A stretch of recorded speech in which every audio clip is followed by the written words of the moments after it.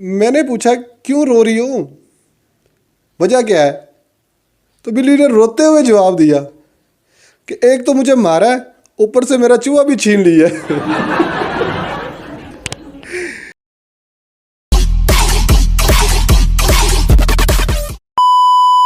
अस्सलाम वालेकुम। अक्सर आपने सुना होगा कि पठान थोड़ा सा बेवकूफ़ कौम होती है, बयान आपने सुना होगा। लेकिन वो बेचारी बेवकूफ़ तो नहीं होती, बहुत सियानी कौम है। इसी तरह कुछ कौम के बारे में कहा जाता है कि वो कंजूस हैं, बहुत ज़्यादा मक्खी चूस होते हैं। तो वो हमारे शेख बरदरान है। तो मेरा एक दोस्त बहुत करीबी भी है, नासिर शेख साहब। तो वो ना घर से निकला है, बच्चे को पकड़ा है और बाल बनवाने चला गया हिजाम के ऊपर। तो वहाँ गया है, अपनी उसने शेव वगैरह कराई है, बाल कटवाए हैं। और उसने करवा के जब पीछे हटा तो उसने कहा कि आप इस बच्चे के भी बाल काटें, तो आप इसके बाल काटें, उतनी देर में मैं ना बाहर से सब्ज़ी वगैरह लेके आता हूँ। तो वो सब्ज़ी लेने चला गया और हिजाम वाले ने उसके सारे बाल वगैरह काटे और इंतज़ार करता रहा कि शेख साहब आएंगे। काफ़ी देर इंतज़ार करने के बाद शेख साहब नहीं आए, तो उसने बच्चे से पूछा कि आपके अब्बू कहाँ गए हैं, अभी तक आए नहीं।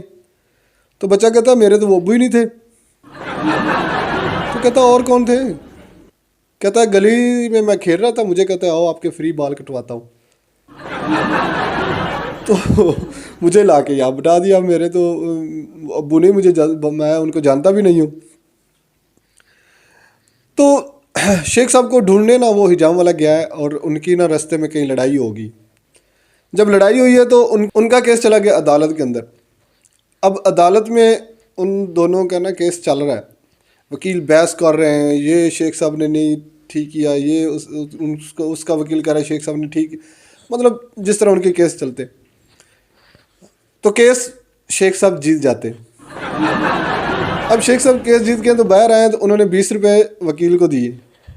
और वकील कहता कि ये मेरे ड्राइवर के हैं या चपरासी के हैं? कहता नहीं, आप तीनों ही तकसीम कर लो अपने आप में।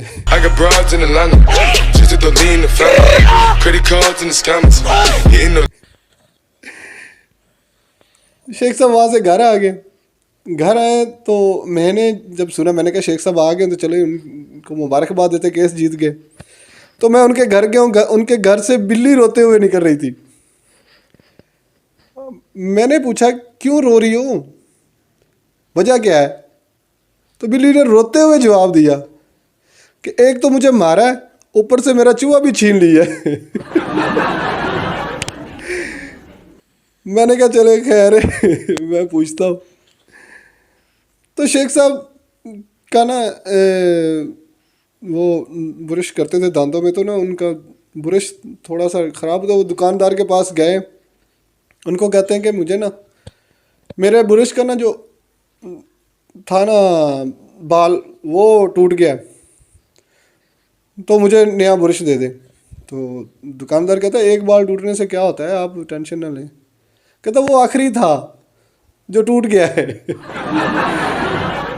तो ब्रश ना करने की वजह से शेख साहब के दांत हिलना शुरू हो गए, मतलब दांतों में दर्द होना शुरू हो गया। तो शेख साहब चले गए डेंटिस्ट के पास और डेंटिस्ट को कहते हैं कि मेरा दांत निकाल दो। तो डेंटिस्ट पूछता है कि मैं फिर इसको चेक करता हूँ। तो शेख साहब पूछते हैं कितने पैसे लोगे इसके? कहता है डेंटिस्ट कहता है 250 लूँगा। तो शेख साहब कहते हैं ये 50 रुपये ले लो, इसको थोड़ा सा हिला दो, निकाल मैं खुद लूँगा।